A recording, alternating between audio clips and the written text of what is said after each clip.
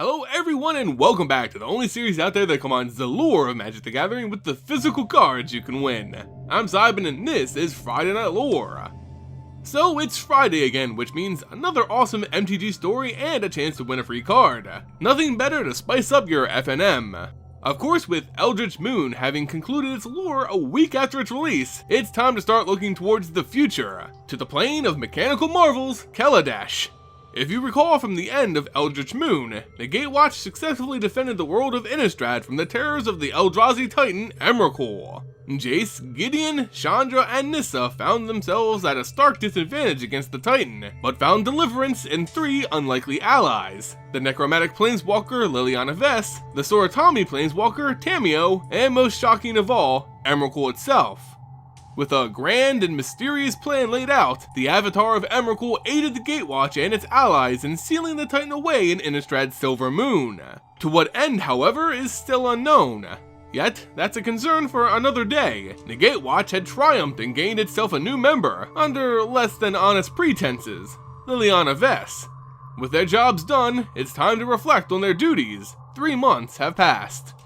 Chandra's busy doing what she does best, other than setting things on fire: sleeping, as she's rudely awoken by Liliana at the obscenely early crack of noon. The Gatewatch had traveled to Jace's beloved plane, Ravnica, to which he is its living Gilpact.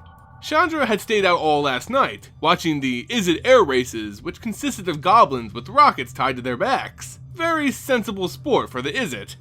The idea of air races wasn't foreign to Chandra. She had seen them before, but not for a very long time. Remembering them obviously brought a little discomfort to her face. Liliana didn't bother to press the matter. Regardless, they both had to prepare themselves and head down into Jace's sanctum. Gideon had a guest they were all to meet. Liliana helps her pick out some clothes from her extremely messy room. They exchange some fun banter, referring to each other as sisters, and they leave for the meeting. As they walk, Chandra still getting herself together all the way there, they stop by what's meant to be Nissa's room. For 3 months they had all been welcome to stay here, but even in that time, rarely had any seen Nissa. When they first arrived on Ravnica, she mumbled about not being able to sleep, complaining about too many angles. Since then, she's been spending most of her time on the roof garden. Liliana also refused to stay in the free accommodation at Jace's expense. She decided to rather pay for an expensive place across the city. Liliana cited that she didn't like relying on the mercy of others, but Chandra knew she just didn't want Jace's mercy. The pair kept exploring the halls of the sanctum when they came across an open courtyard, green with grass and openly filled with delightful sunlight. The tranquility was disrupted by the bellowing sounds of a man preparing for combat. It was Gideon Jura, entering what was probably a well-known wrestling stance on Theros. Gideon was busy sparring with Nissa Ravane, even though he was much larger and more experienced than the elf from Zendikar. He told her to hit him with all she had. This wasn't a test of strength, but of skill. He wanted to see what she and her powers could do. Gideon assured Nissa that no matter what she pulled, it wouldn't hurt him. His magic would make him invulnerable if he was prepared. With that, Nissa tapped into Zendikar's natural ley lines and formed an elemental from the nearby grass and bushes. The towering behemoth, now in the shape of some unknown Zendikarian beast, smashed down on Gideon with its powerful barky hand.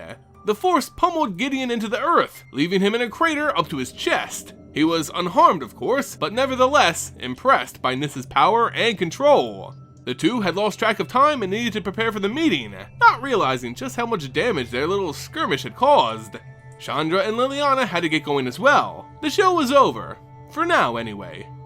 They arrived in Jace's library, a monument to knowledge and his own self-ego. It had once been his study, but as the table was actually large enough for all of them to use, it's been converted to a common area.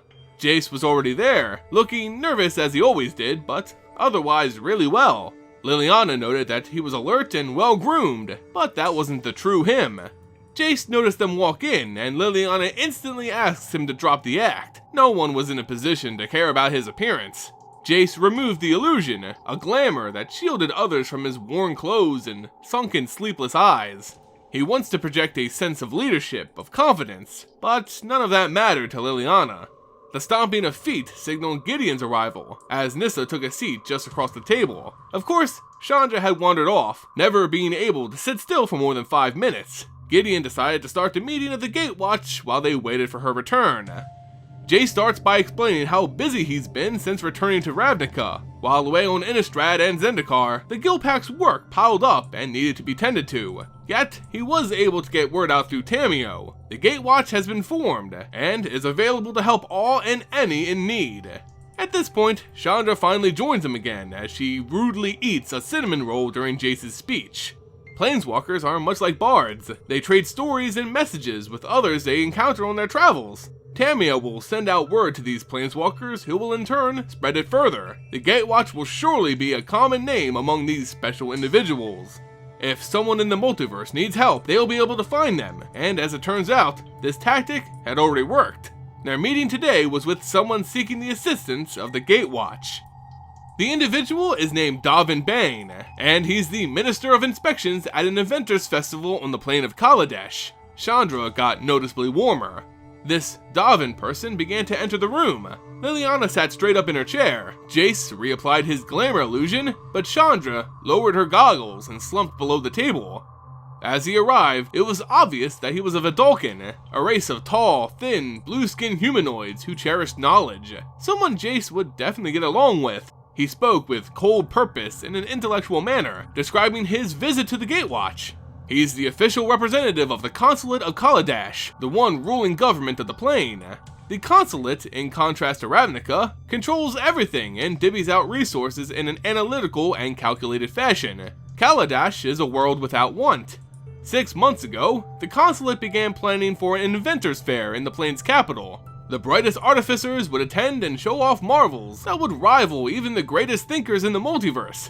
Dovin was charged with ensuring visitor safety. However, recently, numerous exhibits had been tampered with despite passing inspections weeks ago.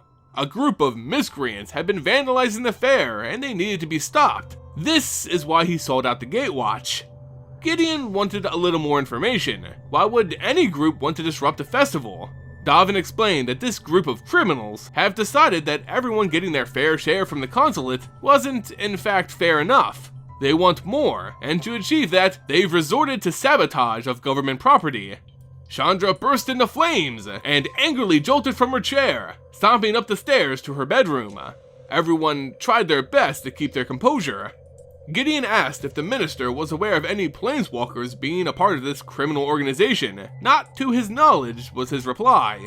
If there were no planeswalkers or external threats involved on Kaladesh, the Gatewatch wouldn't be able to help.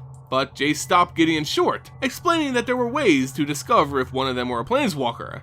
Dovin at this time was quite confused. He wasn't sure if there was an issue or not until Liliana put everything in clear terms. The Gatewatch was formed to handle issues coming from without, from planeswalkers like them or external threats. His issues came from within, and thus, the Gatewatch couldn't help. Dovin sighed and decided to make his departure. Yet, Gideon again stopped him, offering him rest and food before he planeswalked again to Kaladesh. Reluctantly, Dovin agreed, believing it was their custom. As he prepares for a tour of the Great Gatewatch headquarters, that was really just Jace's house, more news came up. On Ravnica, there have been a number of deaths in the Azorius Guild, but these weren't your typical assassinations. The victims were turned to stone. Jace recants an encounter with a Gorgon planeswalker who hailed from Ravnica, Vraska. The reports are disturbing, but if true, it seems she had returned as promised. Although Jace would prefer to deal with this threat personally, his staggering paperwork and brutish guard slash motivator wouldn't allow him to escape the Guildpack's duty in search of another adventure. Gideon agrees to investigate this Vraska in Jace's stead. He'll work alongside the Azorius to find and bring the culprit to justice. At least that's one thing Jace doesn't have to worry about. But just as they're about to begin the tour, they hear loud thuds coming from the floor above. The unusual sound is coupled with an intense heat that falls through the air, not losing a single degree even as it passes through the floorboards. Chandra's fury and impulsive nature was well known, but neither could understand what she was going through at this direct moment. And that's where we're going to be stopping this video, guys. I know, the story's going to be a two-parter. Believe me, I hate to do it, but this article is long, with a lot of information. Don't worry though, I'll finish this first article of Kaladesh lore and have part 2 posted in just a few days. I'm gonna try and push out some extra MTG videos this week in order to align myself to have the newest articles be my topics for FNL, so at least that's one good thing to this 2-part video. Anyway guys, since this is Friday Night Lore, even if it is just part 1 of the story, it's time to announce the giveaway card of the week. Obviously, this story is focusing heavily on the Gatewatch and their adjustment to life together on Ravnica, some finding it easier than others. I was gonna give away just a copy of Deploy the Gatewatch, but I've decided to also add a copy of Chandra, Fire of Kaladesh, for apparent reasons. So to enter to win this giveaway, all you have to do is be a subscriber to the channel and leave a comment on this video. I'll select one at random and announce the winner at the end of next week's FNL. Speaking of which, the winner of last week's FNL, which featured the origins of Doriti and Grenzo, the goblin buddies of Conspiracy, and new owner of their original Conspiracy cards, is True Lycan. Congratulations! To claim your prizes, just send me an email on the back end of my channel or message me via Twitter. And that's going to conclude this week's FNL, guys. If you enjoyed it, consider throwing it a like, sharing it with a friend, and subscribing to stay up to date on all the latest MTG news and lore. All those things help a great deal in supporting future content. You can also support the channel directly through my Patreon. You can find links to that and all my social media sites linked in the description below. As always guys, thanks so much for watching, and I'll see you next time.